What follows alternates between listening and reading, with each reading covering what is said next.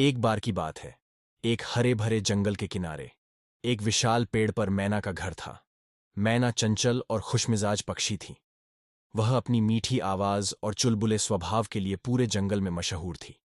वहीं पेड़ के नीचे एक चींटी का छोटा सा बिल था, जिसमें चींटी और उसकी साथी चींटियां रहती थीं। चींटी बहुत मेहनती और समझदार थी। वह हमेशा खाने का सामान इकट्ठा करने में लगी रहती थी। एक दिन सुबह सुबह जब सूरज की पहली किरणें पेड़ की पत्तियों पर चमक रही थीं, मैना नाश्ते के लिए फल खोजने निकली। उसने पेड़ के नीचे चींटियों की लंबी कतार देखी। चींटियां चावल के दानों और छोटी छोटी चीजों को अपने बिल तक ले जा रही थीं। मैना को यह दृश्य बड़ा मजेदार लगा। उसने कहा, अरे, चींटियों की इस छोटी सी सेना को देखो, कितना मेहनती झुंड है। चींटी, जो अपनी कतार की अगुवाई कर रही थी, रुककर बोली, नमस्ते मैना बहन, तुम इतनी खुश क्यों लग रही हो? मैना हंसते हुए बोली, तुम सबको देखकर मजा आ रहा है, लेकिन तुम इतनी मेहनत क्यों करती हो? उड़ जाओ और पेड़ों से फल खा लो, जैसे मैं करती हूं। चींटी मुस्कुराई और बोली, हम चींटियां मेहनती होती हैं। हम आज का नहीं, बल्कि आने वाले समय का सोचती हैं।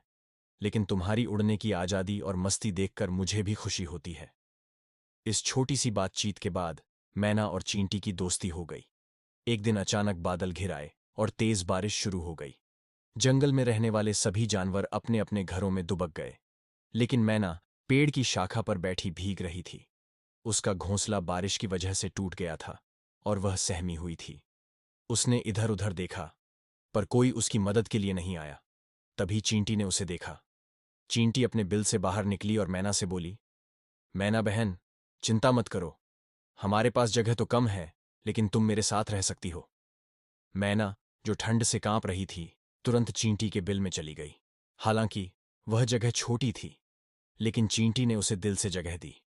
चींटी के छोटे से घर में रहकर मैना ने देखा कि चींटियां कितनी मेहनत और एकता से काम करती हैं। उन्होंने पूरे बिल को बारिश के पानी से बचाने के लिए मिट्टी और पत्तियों से ढक दिया था। चींटी ने मैना को अपने साथ रखा और उसे खाने के लिए कुछ चावल के दाने दिए।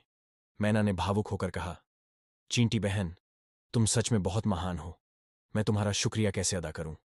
चींटी ने मुस्कुराते हुए कहा, दोस्ती में शुक्रिया नहीं होता मैना बहन, लेकिन अगर तुम मेरी मदद करना चाहो तो एक काम कर सकती हो। क्या? मैना ने उत्सुकता से पूछा। चींटी बोली, बारिश खत्म होने के बाद मेरे परिवार को कुछ फल और अनाज की जरूरत होगी। अगर तुम हमारे लिए कुछ फल ला सको तो हमें बहुत मदद मिलेगी। मैना ने सहमति जताई। बारिश खत्म होते ही मैना ने चींटी के लिए जंगल में कई फल और बीज इकट्ठा किए। उसने उन फलों को चींटी के बिल के पास रख दिया। चींटियां खुशी खुशी उन फलों को अपने घर में ले गईं। इस घटना के बाद मैना ने समझा कि केवल मस्ती करना ही जिंदगी नहीं है। कभी कभी दूसरों की मदद करना और जिम्मेदारी उठाना भी जरूरी होता है। एक दिन चींटी ने सोचा कि मैना को एक तोहफा दिया जाए। उसने अपने बिल में छिपा रखा शहद का एक छोटा टुकड़ा निकाला और मैना को दिया।